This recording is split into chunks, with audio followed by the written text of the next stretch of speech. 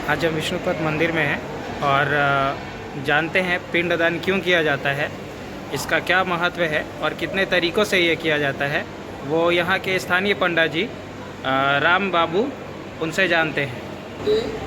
मुक्ति हेतु श्राद्ध पर पितरों को निमित्त मोक्ष की प्राप्ति, कभी कभी अकाल मृत्यु जो क्रिया होती है उस क्रम में भी गया जी आकर तीर्थ करते हैं। श्राद्ध अनेक बाधाओं को उत्पन्न होने पर श्राद्ध करने का प्रमाण है। यहाँ पर गयायाम सर्वकालेषु पिंडम दद्यात्, सभी दिन मनुष्य को, ऐसे तो पितृपक्ष 4 होते हैं, नवरात्र भी 4 होता है। प्रथम पितृपक्ष जो आश्विन महीने में होता है, द्वितीय पितृपक्ष पूष के महीने में होता है, तृतीय पितृपक्ष चैत के महीने में होता है और आषाढ़ के। 4 नवरात्र और 4 पितृपक्ष, ऐसा शास्त्र कहता है। अब रहा बात कि श्रेष्ठ पितृपक्ष, हर 4 पितृपक्ष का अलग अलग महात्मा है। जैसे गुप्त नवरात्र, सर ये नवरात्र का अलग है, ये नवरात्र का अलग है, इस तरह इनकी भी महत्ता अलग अलग है। और श्राद्ध तो होता ही है, और श्राद्ध से अपने पितरों की मुक्ति हेतु गया जी तीर्थ आते हैं। सतयुग में भगवान द्वारा ये पद चिन्ह आया, तभी तो रामचंद्र त्रेता में आते हैं तो श्राद्ध किया। द्वापर में कृष्णावतार होता है, धर्मदास युधिष्ठिर भीम ने भी यहाँ पर श्राद्ध किया और उनकी मुक्ति के लिए अपने पितरों को श्राद्ध किया।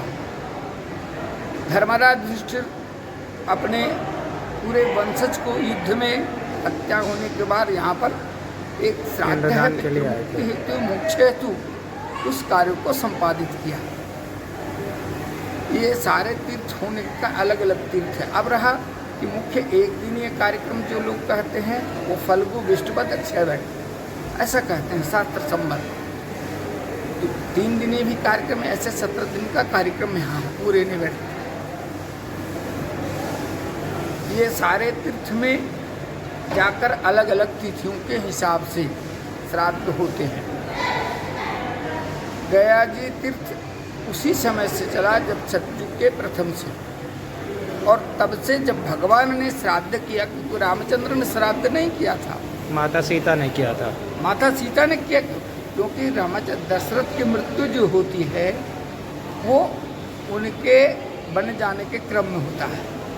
तो बहुत से लोग को विरोधाभास है वहाँ पर कि रामचंद्र ने श्राद्ध किया होगा, जैसा वाल्मीकि रामायण में या अरण्य रामायण में, तुलसीकृत रामायण में भी हमारा जानना है। तो उस समय इन रामायणों से ऐसा मिलता है कि वनवास जाने के बाद दशरथ की मृत्यु होती है। रामचंद्र अयोध्या से लौटने के बाद 14 वर्ष वनवास के अयोध्या जब आते हैं, उसके बाद इसी क्रम में सीता जनकपुरी सीतामढ़ी जाने के क्रम में यह तीर्थ मिलती है। तो वो तीर्थ नागपुर पर्वत है, सीता कुंड एक क्षेत्र है, पहाड़ पर्वत के नीचे बैठते हैं फल्गु नदी के तीर पर। वहाँ उनकी आभास आती है कि हम अपने पितरों की मुक्ति के लिए श्राद्ध संपन्न करें। तो जंगल में तो कोई सामग्रियाँ मिलती नहीं, तो वहाँ से वो चले जाते हैं, श्राद्ध से सामग्रियाँ ले लक्ष्मण सीता को बैठा देते हैं।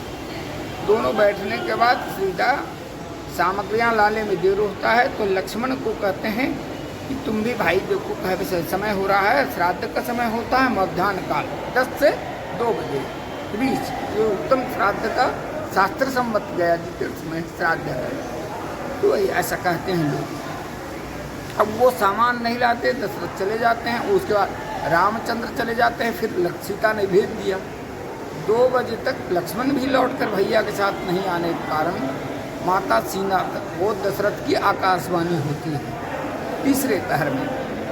तो उस समय उन माता ने कहते हैं आकाशवाणी में दशरथ को कि हम तो श्राद्ध पक्ष के लिए यहाँ आए हैं, आपके पुत्र हैं, उनको श्राद्ध का अधिकारी है, वो कर सकते हैं, वो सामग्रियाँ लाने गए हैं। दोबारे आकाशवाणी होता है कि रघुवंश को श्राप दे देंगे। अब सीता ने अपने श्राद्ध को, श्राप वंश को बचाने के लिए, अब यही श्राप मीन्स पुत्र दोष, जो अपने वंश की रक्षा के लिए सीता ने उसी तट पर 5 को ग्रहण करते हैं। ब्राह्मण भी उस तट पर रहते हैं, फल्गु तीर्थ भी रहता है, अक्षयवट है, तुलसी है, गौ है। इन सभी को साक्षी बनाते हुए उन्होंने दशरथ का पिंडदान बालू के रेत से किया। बालू का श्राद्ध करने के बाद दशरथ का तथास्तु का वर्णन हुआ, मोक्ष मुक्ति का वर्णन, वरदान मिल गया। सीता ने कहा श्राद्ध संपन्न हुआ। उसी के बाद रामचंद्र वहाँ आते हैं। आने के बाद उन्होंने कहा, तो सीता ने प्रथम कहा कि मैंने श्राद्ध कर दिया। तो रामचंद्र कहते हैं कि भाई तुम्हारा तो कोई अधिकार है नहीं, तुम पत्नी हो मेरी, मैं उनके बड़े ज्येष्ठ पुत्र हूँ, हमने श्राद्ध किया ही नहीं, तो तुम कैसे कर दी? तो उन्होंने कहा कि ये सब साक्षी हैं और इनसे पूछा। उस क्रम में प्रथम फल्गु नदी तीर्थ है। फल्गु से पूछा गया कि भाई ने सीता ने, क्योंकि उनकी उसी की रेत से पिंडदान हुआ, पिंडदान होने के बाद उसकी रेत से जब पिंडदान हुआ तो उन्होंने सीता ने कहा भाई बताओ, हम तुम्हारे रेत से पिंडदान किया हूँ, और पिंडदान के बाद उसकी मुक्ति के लिए श्राद्ध किया। अब नदी यहाँ पर उसको क्या है, अस्वीकार करती है, चुप रहना। किसी से अगर कोई सवाल आप कर रहे हैं और उसका जवाब अगर नहीं मिल रहा है तो वो कहता है कि यार सही बात नहीं, गड़बड़। तो इसी द्वंद्व में नदी कहती है साक्षात नारायण परमात्मा आए, हमारा कोई सेवा नहीं हुआ, और ये कह रही है कि हमने बालू का पिंडदान क्यों दिया। ये द्वंद्व में आकर उन्होंने ऐसा वर्णन किया है। वो चुप रहती है और सीता को ये लगता है कि ये तो बोल नहीं रही है।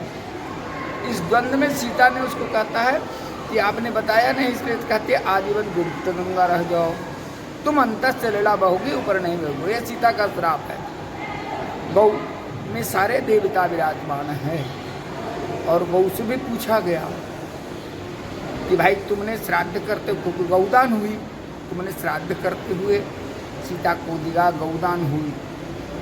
गाय ने मूड़ी हिला दिया, तो मूड़ी हिलाने का मतलब ऐसे जब करता है तो नाकाश बोध हो जाता है, तो उसको विष्ठा खाने का मुख का दोष हो गया, क्योंकि मुख हिलाई।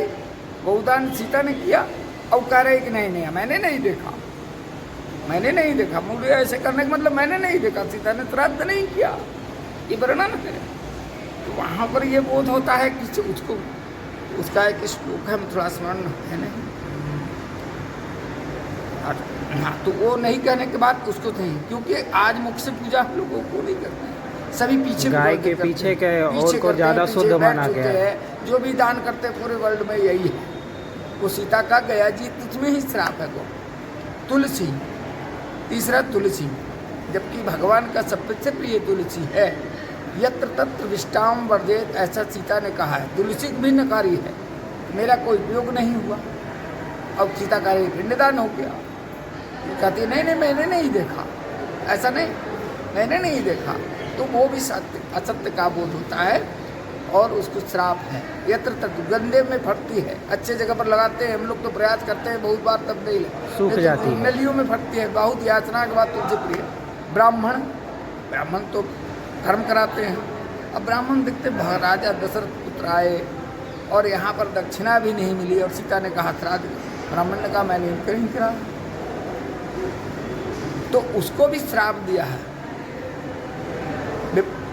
विप्र का जो प्रयोग है, पूरे ब्राह्मण को मतलब ब्राह्मण, विप्र मीन्स ब्राह्मण, असंतुष्टात जन्मजात विप्र प्रियात। असंतुष्टात माने हमको पैसा तो मिला नहीं तो असंतुष्ट हुए, ये श्राप है। असंतुष्टात जन्मजात विप्र प्रियात माने तुमको कितना भी मिल जाए तो संतुष्टि नहीं है, सीधा का श्राप है। ये पूरे पंडित को मिला है या सिर्फ गया के, सिर्फ गया के ब्राह्मण को? नहीं, ऐसा है, शास्त्र से तो गया के तीर्थ पुरोहित है, मगर उस ब्राह्मण कुल में जितने हैं आज यहाँ विष्णु स्वरूप हैं तीर्थ पुरोहित, वो ब्राह्मण से थोड़ी मेल है, सब ब्राह्मण दूसरे। यहाँ के जो तीर्थ पुरोहित हैं, जो गया वाले तीर्थ पुरोहित है, यह शास्त्र या वायु पुराण का कहना है कि ये तीर्थ पुरोहित विष्णु स्वरूप हैं, क्योंकि ब्रह्मा द्वारा उत्पन्न 14 गोत्रे ही तीर्थ पुरोहित हुए। जो विष्णु यज्ञ को कराया, ब्रह्म यज्ञ को कराया, और उन्हीं से आशीर्वाद को लेने के बाद तुम्हारी पुत्र मोक्ष होती है। ऐसा सीता जान है, सीता ने तो कुछ दिया नहीं, आशीर्वाद तो कर दिया था। तो यहाँ पर तो ब्राह्मण तीर्थ पुरोहित ही दोषी हैं। हाँ। असंतुष्टाद विप्र जो कह रहे हैं, संतुष्टाद जन्मजात विप्रियाद, ये तीर्थ पुरोहित संबंध यहाँ ये है। लोग अब तो सभी जगह ब्राह्मण ऐसे ही होते हैं, भाई दे या दक्षिणा नहीं लेंगे, भाई इतना दिया मुख मलिन हो गया। अक्षयवट ने कहा, अक्षयवट ने कहा नहीं, सीता ने श्राद्ध किया। तो सतयुग का जो कल्प वृक्ष है वो कलयुग में वही अट वृक्ष है। उसने कहा तब तो यहाँ पर नियम है कि पूरे कार्य को संपादित करने के बाद वट वृक्ष में श्राद्ध करना, श्राद्ध करने के बाद तब रामचंद्र वहाँ पर वर्णन दिया है, भगवान ने ही खुद कहा है कि बिना इनके आशीर्वाद से मुक्ति नहीं तीर्थ पुरोहित को, ऐसा ब्राह्मण कर गया। तो वट वृक्ष श्राद्ध के बाद उसे संतुष्ट करना जो यहाँ का तीर्थ पुरोहित है। ये विष्णुपद मंदिर किसके द्वारा बनवाया गया? ये देखिए, वास्तव में पूछा जाए तो सतयुग में विश्वकर्मा जी या अनादिकाल से था, बाद में जीर्णोद्धार इंदौर की अहिल्या माई होलकर ने कराया बाद में, जो करीब लमसम 300-350 साल हो रहे होंगे, 1700 कुछ के बीच में है और अभी 2000 कुछ चल रहा है। तो जीर्णोद्धार कराया। मंदिर तो सतयुग से है, ये कहाँ है? शास्त्र जो कह रहा है कि मध्य अगर विष्णुपाद तीर्थ नहीं होता तो मंदिर नहीं हो, मंदिर तो होगा ही, चाहे छोटा हो या बड़ा आकार में हो। इसका जीर्णोद्धार इंदौर महारानी अहिल्याबाई होलकर ने कराया। और पिंडदान के लिए सामग्री क्या क्या लगता है? पिंडदान के लिए सामग्री क्या क्या लगता है? सामग्रियाँ तिल, जौ, सुपारी, पान, फूल, माला, दूध, दही है, तमाम चीज़ें हैं। उसका वर्णन कर दे सकते हैं, अलग अलग चीज़ें जो मिलने के बाद श्राद्ध करना।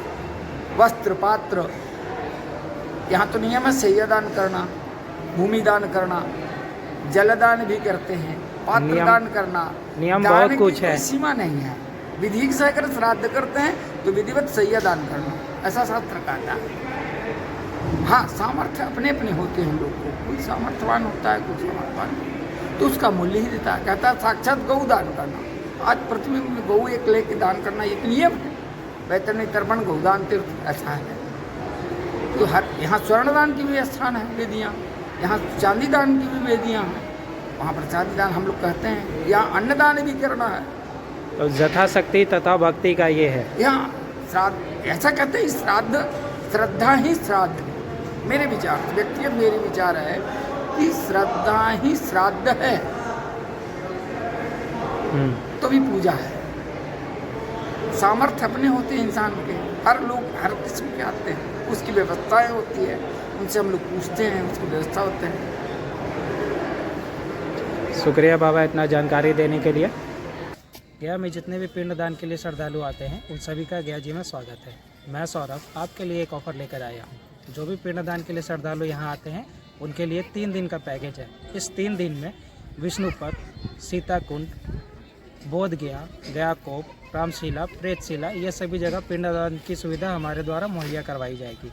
और साथ ही साथ मंदिर दर्शन की सुविधा भी हमारे द्वारा मुहैया करवाई जाएगी। सब विष्णुपद, बोध गया, मंगला गौरी, मरकंडे, ये सभी जगह हमारे द्वारा मंदिर दर्शन की सुविधा मुहैया करवाई जाएगी। साथ ही साथ स्टेशन से लाने, ले जाने, रहने, खाने, ठहरने की सुविधा भी हम मुहैया करवाएंगे दोस्तों, मात्र 23,000 में। हमारा कॉन्टैक्ट नंबर है 7488075421 821 011 9185।